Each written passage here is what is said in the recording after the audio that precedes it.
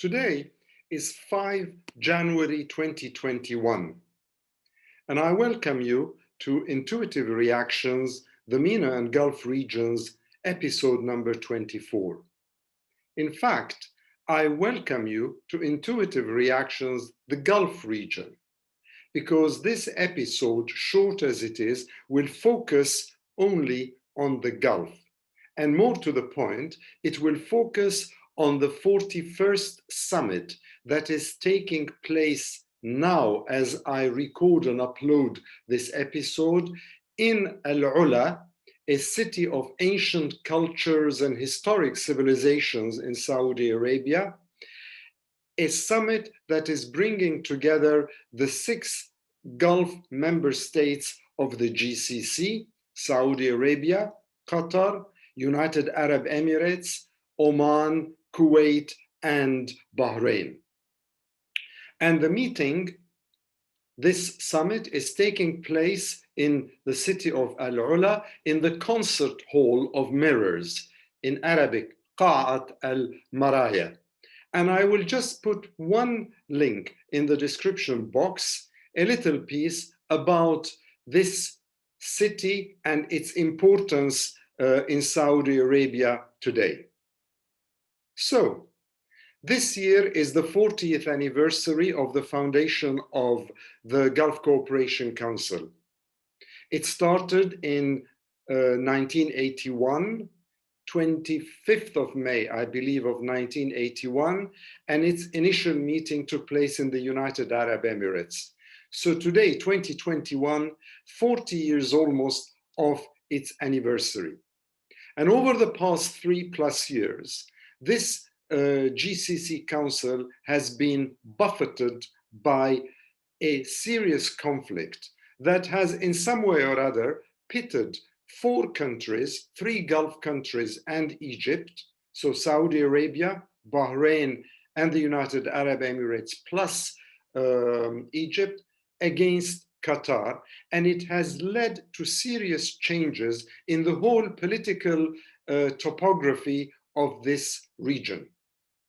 Today, 3+ years later, at this summit that is being attended by the Emir of Qatar and hosted by the King and Crown Prince of Saudi Arabia, is the first step toward what I would call a reconciliation after a 3-year simmering conflict.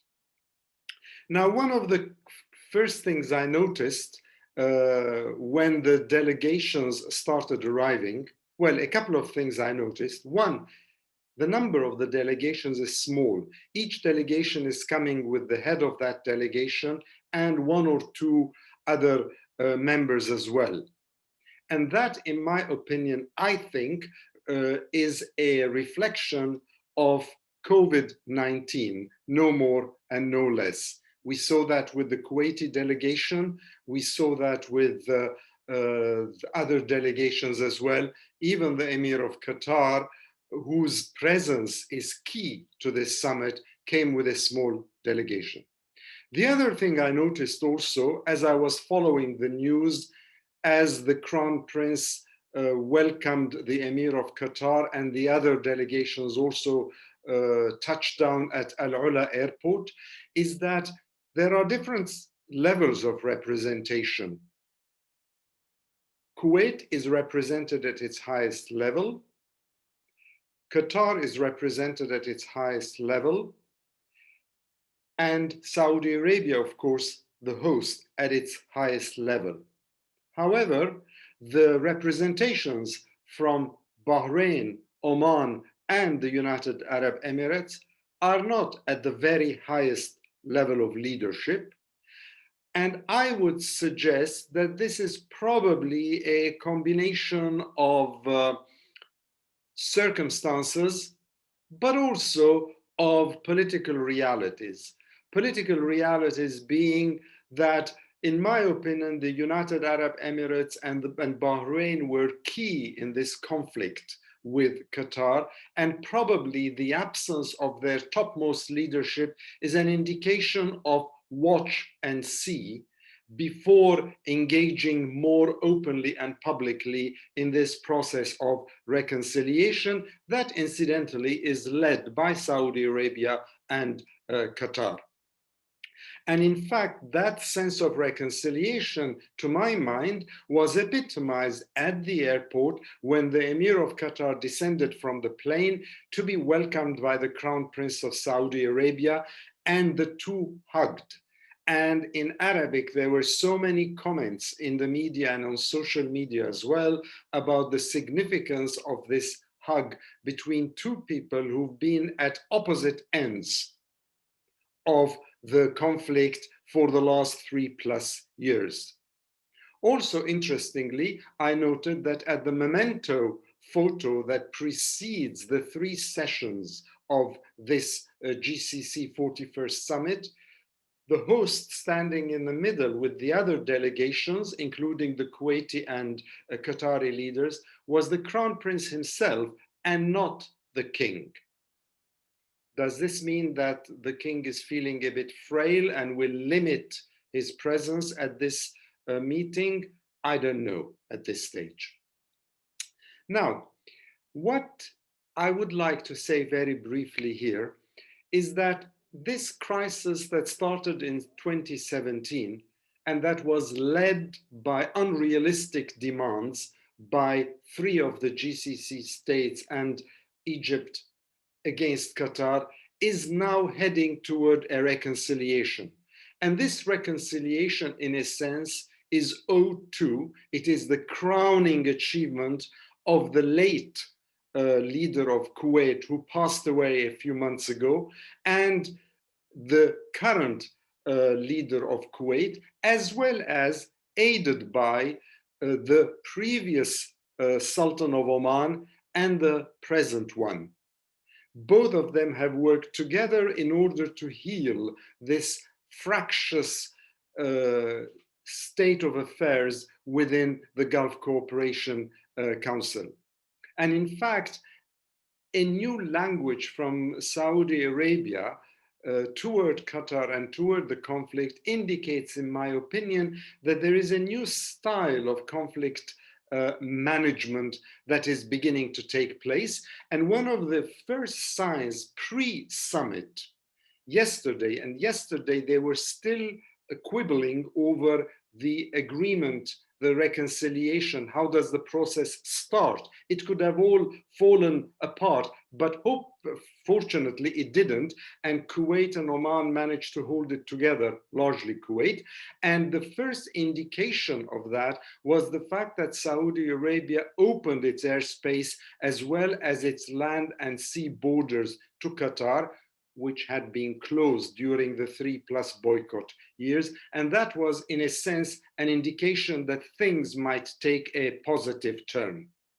Now, in any meeting of this nature, and despite the fact that the Arab people are a warm people, it's not only emotions that are going to dictate this reconciliation. There might be a little bit of that, and the Arabic language is a beautiful language to express that emotion. But I think there will also be a question of benefits and principles. And by that, I mean economic and political. I think the GCC countries have learned that no one country can ride roughshod over the political choices or even the economic choices made by the other member states of the GCC.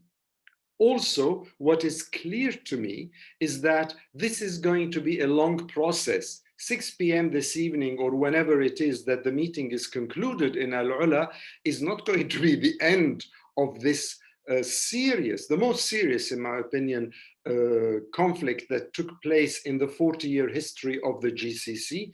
It will be the start of a long process.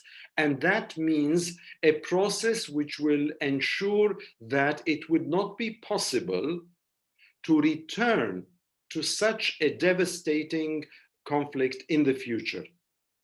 Interestingly enough, And I know many people, including an expert on conflict resolution living in Doha, Dr. Ibrahim Frehat, would mention this, no doubt, that the GCC has a conflict resolution mechanism inherent to its bylaws and rules. But it was never activated when this latest serious conflict started in 2017, because immediately the conflict took a political sway, and well, we are where we are today.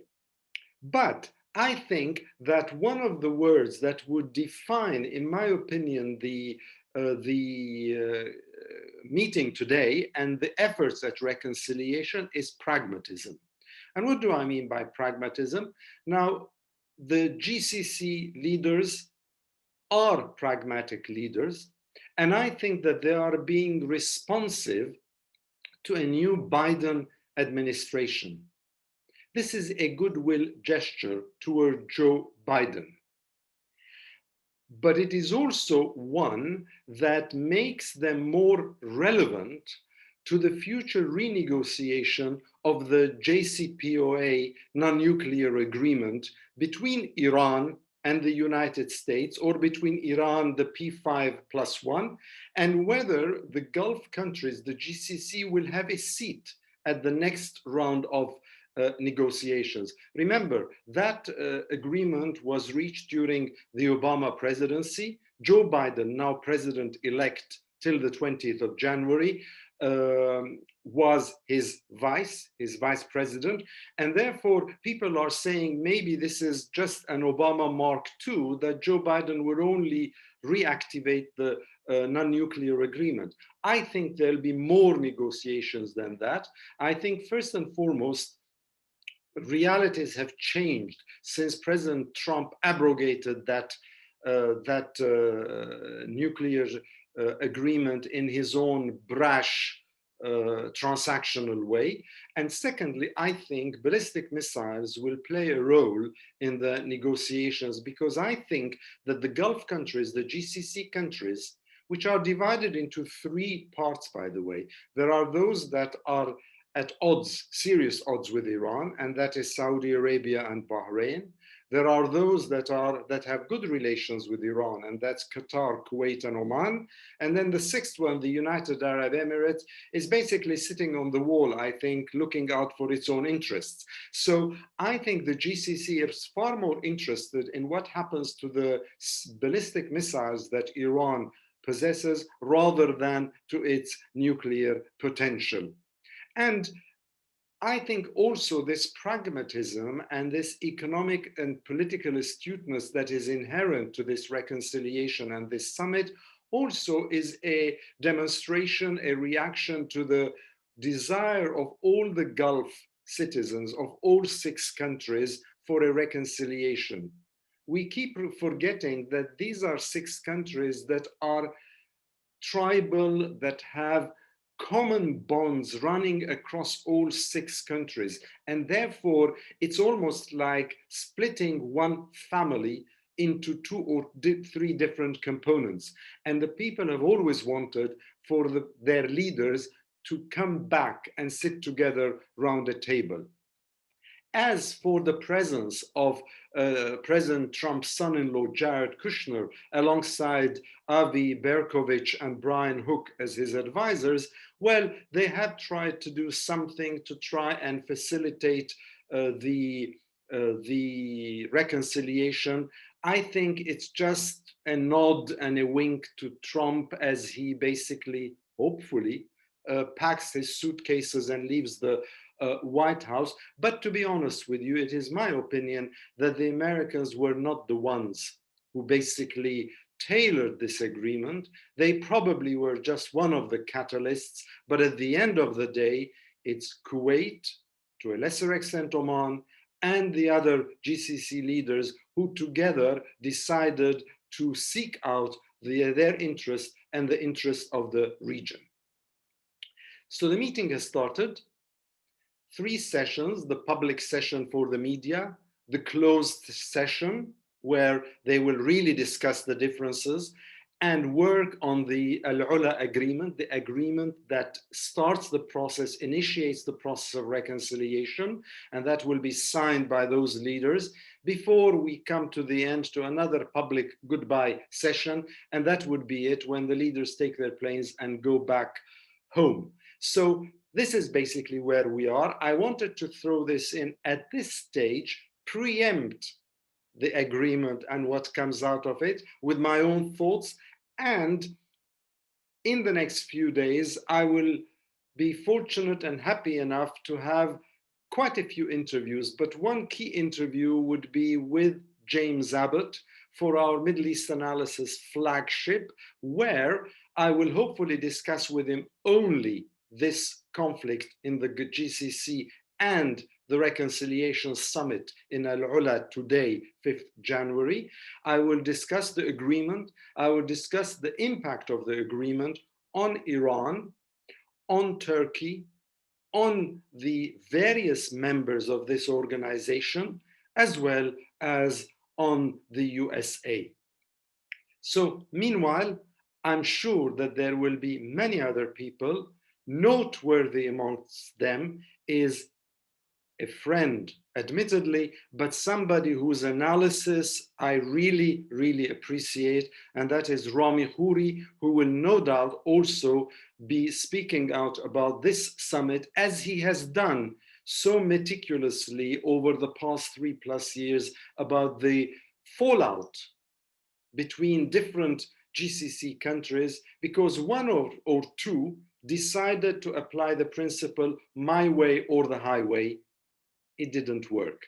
And the proof of the pudding is after 3+ agonizing years, where all the region and its 6 constituent members suffered, they're back at the rectangular table trying to sort out an agreement, which I hope, I think, I believe will happen as a first step this evening.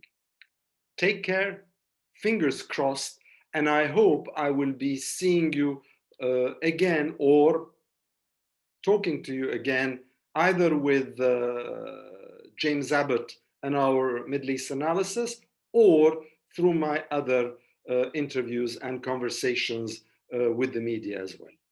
All the best to you. And it behoves me to say today, when we in the United Kingdom, across the whole country, across its 4 nations, we have applied Tier 5 maximum lockdown, I wish us all, and I say this with a deep breath and a big sigh, I wish us all safety and prudence as we try to confront this awful virus.